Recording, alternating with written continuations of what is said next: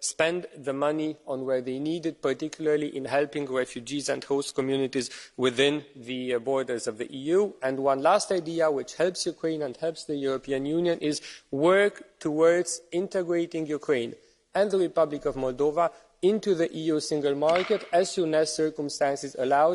This will help Ukraine to develop by its own, with the cost being more controllable for us. Thank you very much. Thank you very much. Das Wort hat nun Frau Agnes Jongerius gebeten. Thank you, Chair. And colleagues, the title of the debate is the social economic consequences for the EU of the Russian war in the Ukraine. And of course, the consequences in the Ukraine are huge. But I think we should also be clear that the war in Ukraine plunges us also in a new socio-economic crisis. And with skyrocketing energy prices, with deep diving purchasing power, and with increasing inflation, I fear that the most vulnerable will bear the burden. And the question should be then, I think, what route are we going to take? It's our duty that the strongest shoulders bear the heaviest burden. While standing up against Putin and standing in solidarity with the Ukraine, in this crisis we need to address the root causes of the long-term economic and social imbalances. I think it's time to break the vicious circle of raising inequalities and privilege for the super rich. There are many things to fix, and those who are increasing their profits exponentially and indecently are the ones to pay the price first. And therefore we need more than just an extension of the escape clause. We need a European solution. We need money to accommodate the refugees from the Ukraine. We need support for the citizens and small businesses for rising energy prices. Madam Minister, I think we should not talk about energy poverty anymore. We are talking about actual poverty.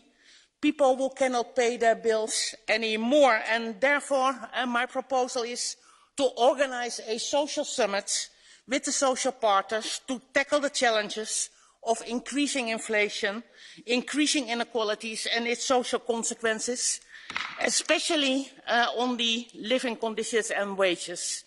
We need to update the action plan of the social pillar. We need European action. Thank you. Merci. Madame Valérie Ayé, you are the next one. Merci, Monsieur le Président.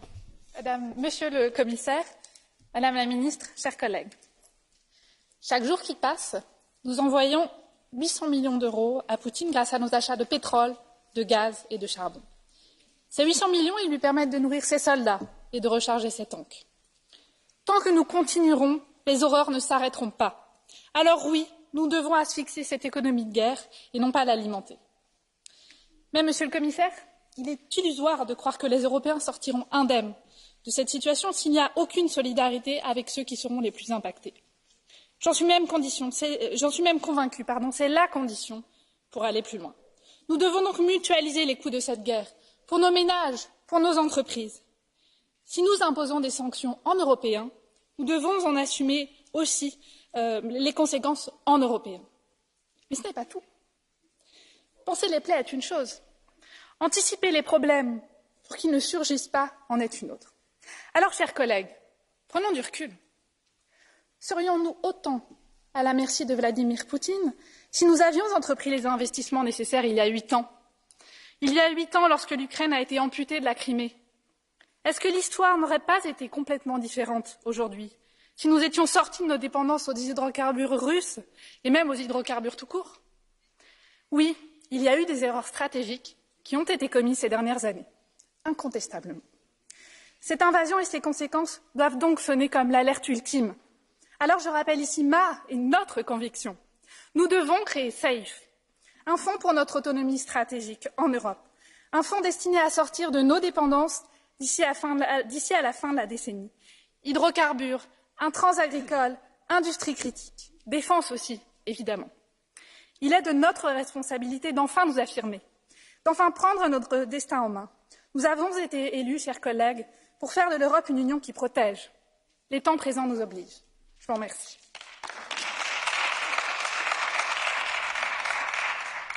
Merci. Excuse me, monsieur.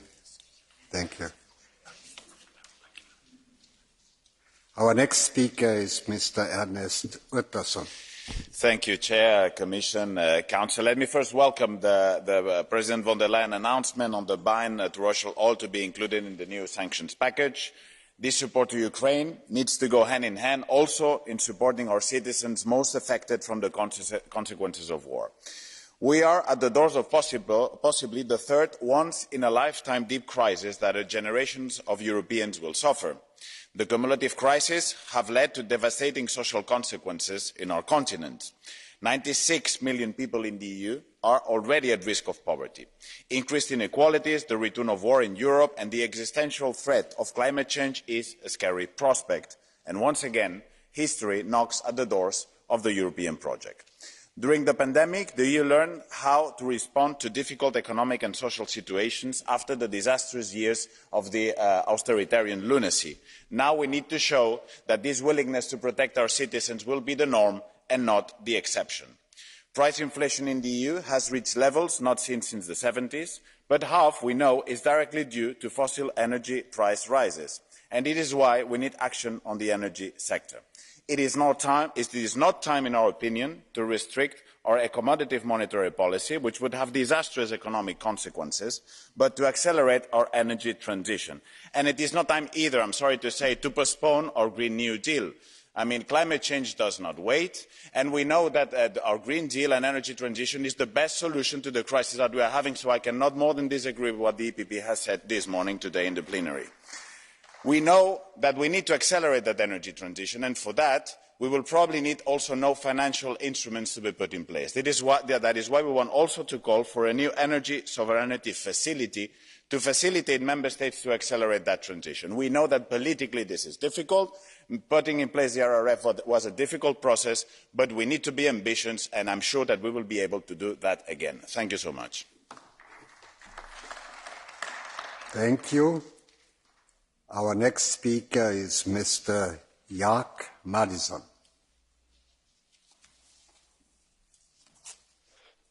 Thank you so much, Mr. President, Mr. Commissioner, Councillor. First of all, I was checking yesterday morning about the statistic that how much have you paid to Russia for the gas and oil and for the coal. And in the first 2 months after the war, the biggest buyer and the payer for Russia is, of course, Germany. The second one is Italy. The third one is Turkey. And the fourth one is Netherlands. And if I compared the prices, what we paid, I mean we as Europeans, what we paid to Russia for the gas and oil, it was 3 times higher amount of money than it was exactly on the same time in last year. And, of course, the Germans and others who are buying the gas from Russia, they're saying it's the market price. But the problem today now, what we have is that we, as Europeans, are paying 3 times more money to Russia. And we are saying that, well, it's a market price, but it's not true. The Russians are saying, you have to pay this amount of money for the gas, otherwise we will not sell it. And we are not the smartest ones, and we are paying this money. So it means that every day we are paying hundreds of millions of euros to Russia to have the energy resources, and they are using this money for the military and for the war machine against Ukraine, maybe tomorrow against Moldova, maybe in a few days against Baltic states or against Finland. So what is my point? We have now in a situation, and now the summer is coming, so it's the good time, but it's September, October, November, when the winter is coming. We will be again in the situation where we are paying many, many times more money for the resources, for the energy from Russia to have a warm house, to have functioning technology, to have functioning businesses. And that's why today the Germans and Austrians and also Hungarians, unfortunately, have to say, unfortunately, they are saying that no, we can't stop now the import for the energy from Russia. But we have to think now how to survive next winter, because otherwise we will be screwed. And otherwise we are still paying more and more money, 3 times more than last year, to Russia, and this money will be used for the new occupations, for the new explanations, and that's the fault of the European energy policy. We have to learn from the mistakes, what we have done, and look for the next winter. Thanks so much.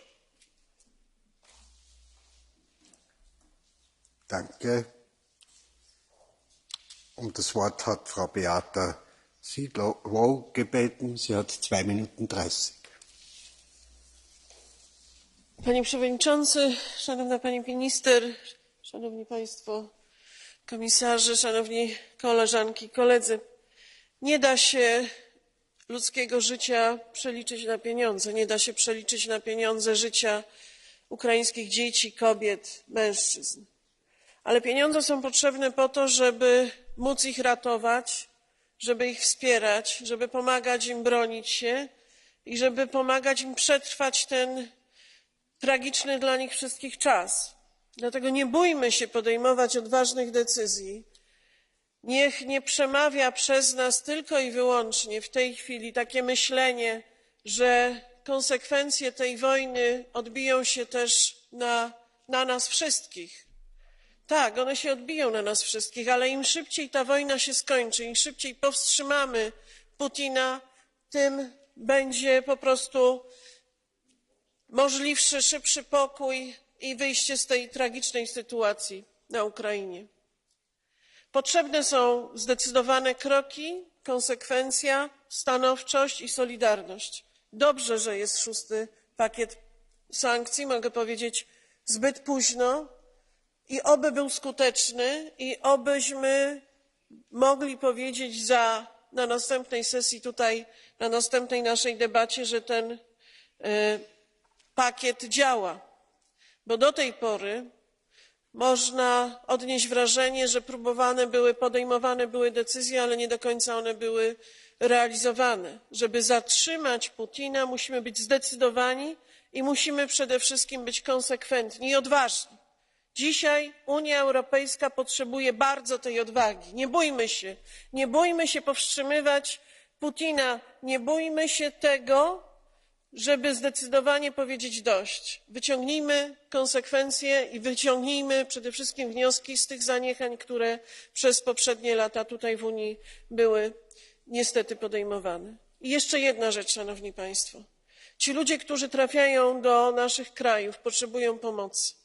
A te państwa, które ich wspierają, potrzebują środków z Unii Europejskiej. Powiedziałam, że nie da się przeliczyć życia ludzkiego na pieniądze, ale żeby im pomóc, te pieniądze są potrzebne. Dlatego trzeba stworzyć na wzór tego funduszu, który był kiedyś w czasie kryzysu migracyjnego, kiedy przyjeżdżali do Europy migranci ekonomiczni, trzeba stworzyć specjalny fundusz, który pomoże państwom ratującym dzisiaj Ukrainę. Dziękuję bardzo.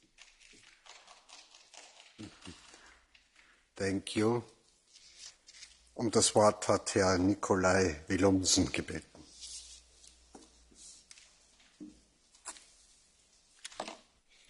Krigen i Ukraine er dybt forfærdelig.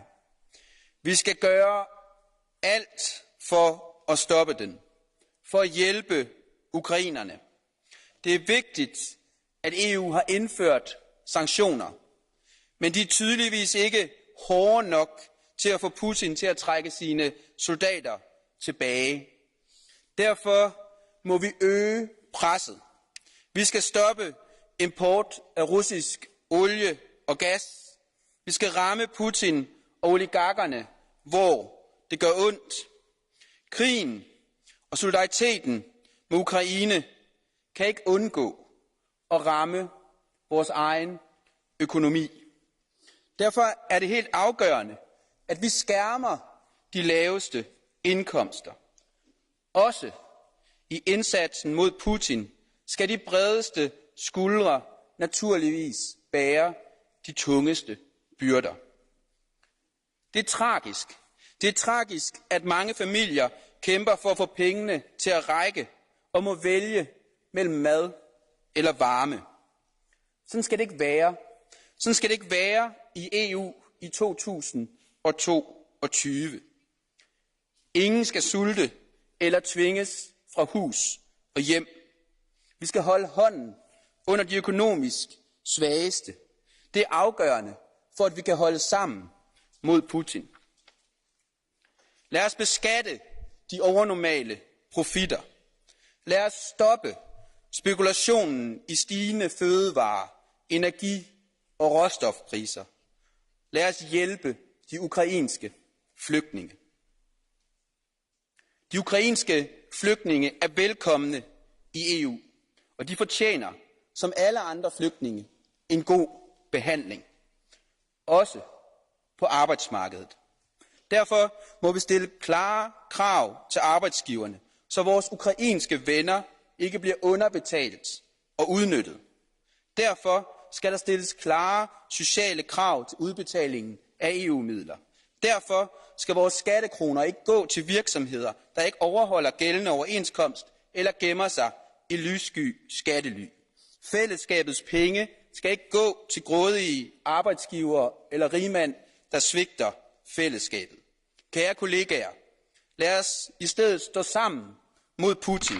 Lad os holde hånden under de laveste indkomster, og lad os gå solidarisk igennem denne forfærdelige krig. Danke.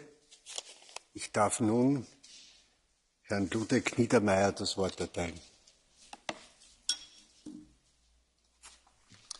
Thank you, Mr. President, dear colleagues, dear guests.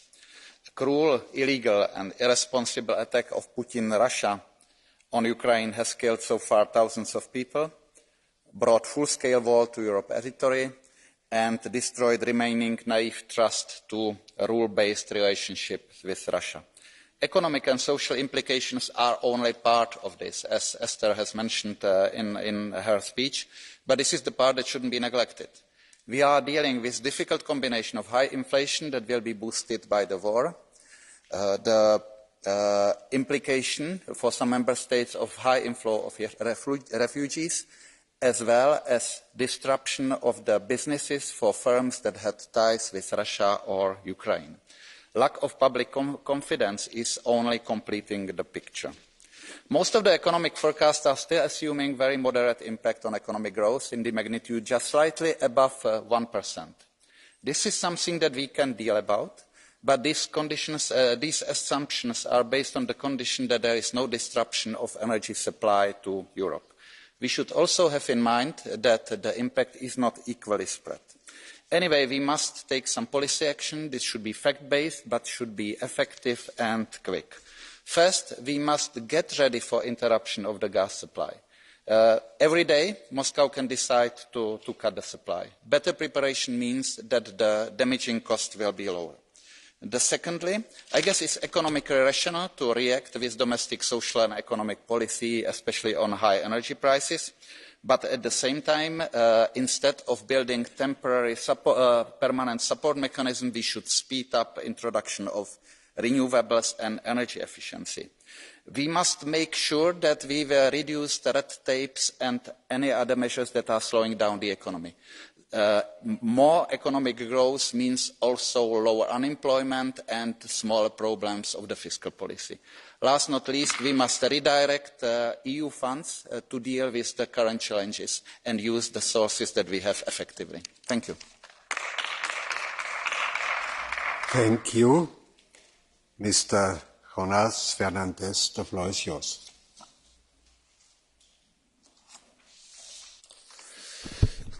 Buenos días. Muchas gracias, presidente, comisión, consejo.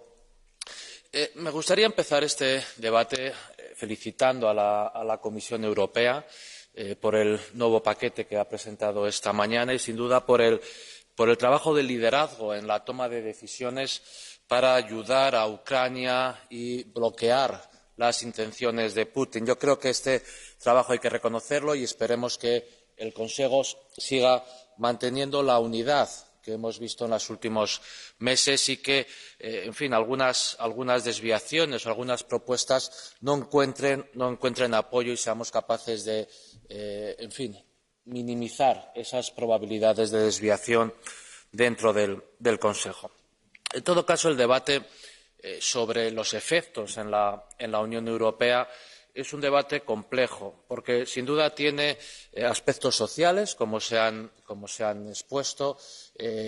Tenemos que acoger a ese conjunto, a esos millones de refugiados que han llegado a Europa, y además también consecuencias económicas de no fácil tratamiento, con una inflación elevada y con unas previsiones de crecimiento difíciles. En todo caso, este espíritu de consenso que veo en este Parlamento, teniendo en cuenta que la gran mayoría de las medidas hasta ahora están siendo tomadas por los Estados miembros, contrasta con algunos congresos, con algunos parlamentos nacionales como el de mi país, donde la derecha parece no querer respaldar al Gobierno en estos momentos difíciles. En todo caso, necesitamos que la política monetaria no responda de manera acelerada a este crecimiento de la inflación. El grueso de la desviación de precios es alimentos y energía, a diferencia de lo que ocurre en Estados Unidos, por ejemplo, y también sería bueno reconsiderar el papel del ARAREF, la posibilidad de ampliar o de generar nuevos instrumentos similares al ARAREF para responder económicamente de manera solidaria, a la vez que las propias sanciones también las tomamos de manera conjunta. Muchas gracias. Thank you. Herr Kollege Dragos Pislariu, you are the next one. Thank you, Chair. Dear Commissioner, Madame la Ministre Klinker, we have spent the past 2 years talking about how to emerge from the COVID-19 crisis stronger. We have spent 2 months of war in Ukraine doing the same. A crisis has this grim gift of providing ample supplies of one of the most elusive and valuable resources Europe needs, the political will to embrace change and to do the things that need to be done. I applaud the continuation of the sanctions, but we are still far away from the Parliament position. We still need ambitious tools and the instruments to move forward. In the pandemic, we have created the RRF and other funds and measures that showed solidarity, that kept our businesses, sometimes barely afloat, and helped our citizens.